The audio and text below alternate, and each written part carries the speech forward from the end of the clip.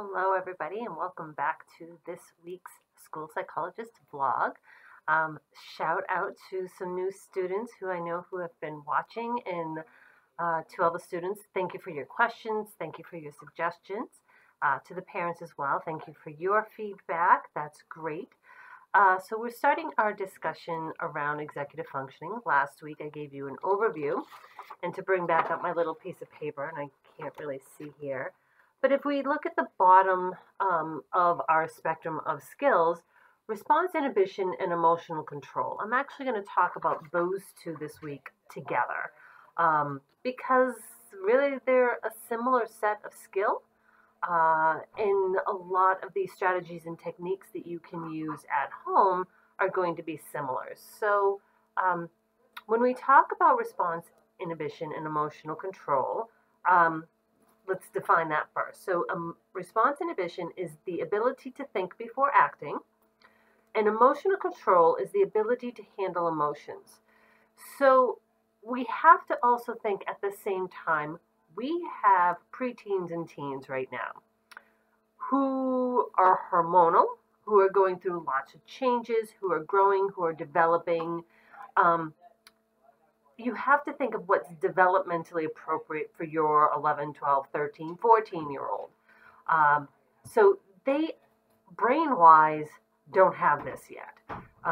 This is not, when we talk about these skills, we're not talking about being competent or proficient or being able to fully do this all the time, because ultimately the part of the brain responsible for these, which is especially that frontal lobe, hasn't really even developed yet.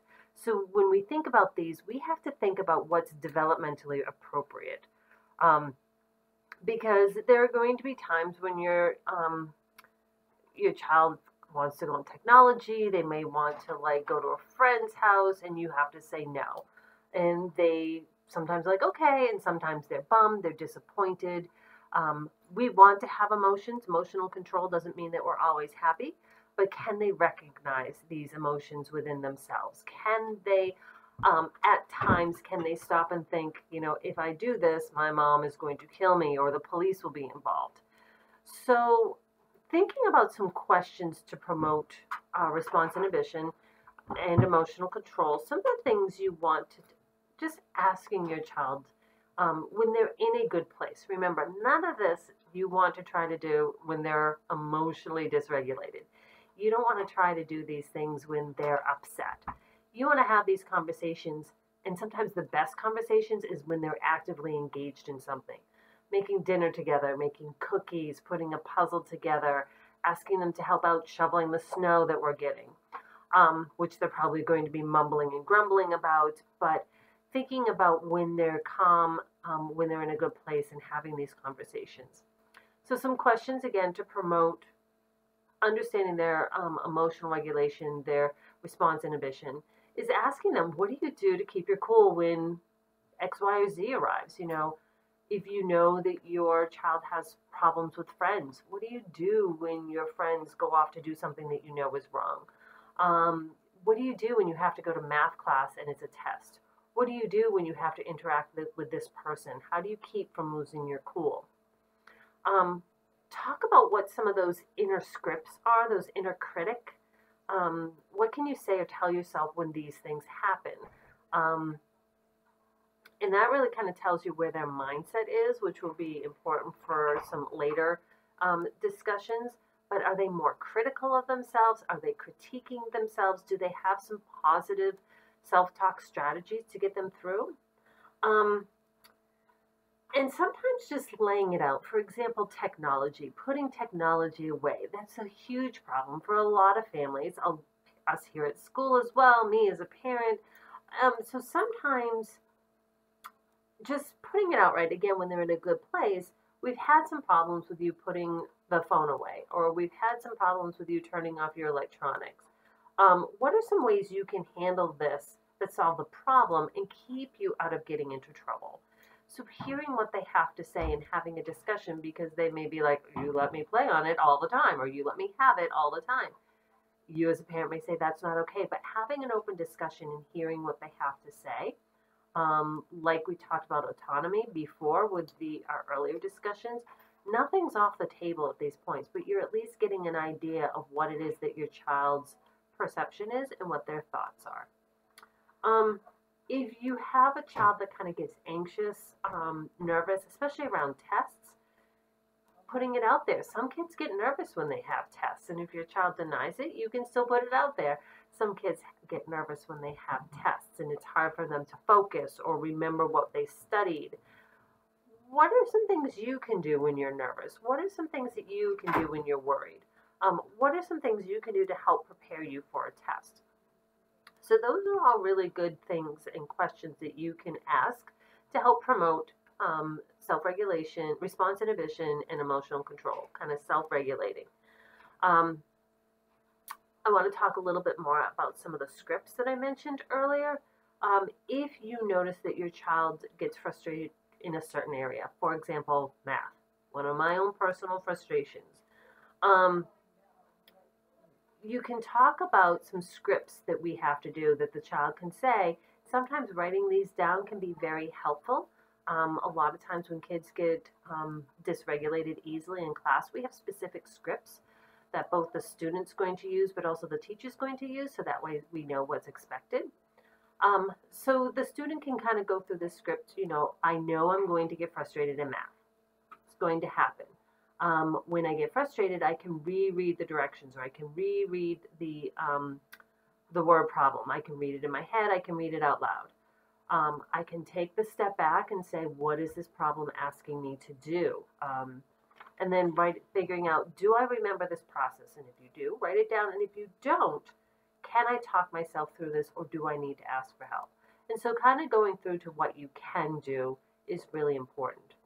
So it's really important to identify when situations are going to occur that we may become dysregulated. And then we agree on a rule for these situations, what the child can do, what you can say, and this is working it out with them, especially if you know that they get dysregulated. This is going to be important to do.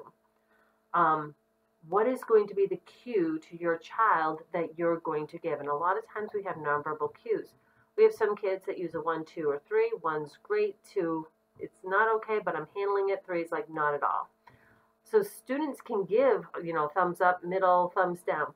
So students can give those nonverbal cues to the teacher that lets the teacher know what's going on, but at the same time, the teacher can give those back to the student.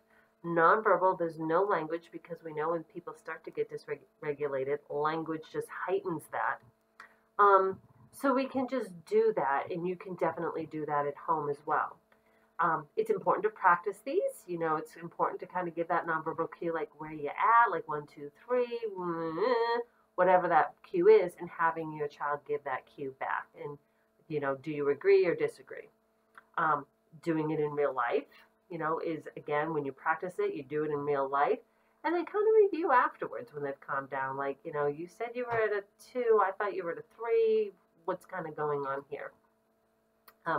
You can also write it down too, of like a 1 means this, I'm going to do this. A 2 means this is what we're going to do. When you have that anxiety piece, just to review that, I know we've talked about anxiety already, but 1, we want to expect that anxiety is going to happen. It's going to occur. It's a part of our life. Identifying what it feels like inside our own bodies, and then how, that question, how, will your child handle anxiety when it does arise? So what is the strategy? And it's not to avoid the anxiety, but so that we can get through whatever that problem may be. Rating scales, visual cue boards, practicing, all of those are really, really important. When we talk about using words, it doesn't always mean language. Sometimes it means it's writing down. Written language is still really important. Written language also can help take away some of the tone that may be in our voices. That when students and your child becomes dysregulated, they hear a tone that you really don't intend. A lot of times when something drastic happens, they think their parents are mad when they don't understand that their parents are actually scared or worried. So writing things down can sometimes help alleviate that perception piece. You can validate your child's feelings. I see you are upset. It's disappointing when you have to put your phone away, or when you're not able to go out with your friends when you want to. creating that plan ahead of time for those really strong feelings, what that's going to look like, what it's going to be like, and for you as a parent as well, because then you know what to expect. Your child knows what to expect, and things don't really blow up into really bigger things that we don't want that to happen. Um, and really, again, brainstorming those solutions together. Value everything that's said. Again, I'm going to say that again and again. You really want to not critique or criticize. Value everything that's said, and then really coming up what is going to be the best and what do you need help with? How are we going to do this together? So those are just some ideas around response inhibition and emotional control that I wanted to give you for this week.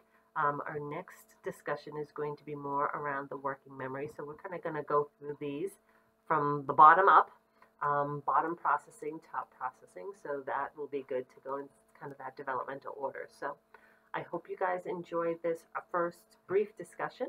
In case I forgot to mention it, a lot of this information that I'm getting is from Peg Dawson and Richard Guare, two great psychologists that we have here in New Hampshire.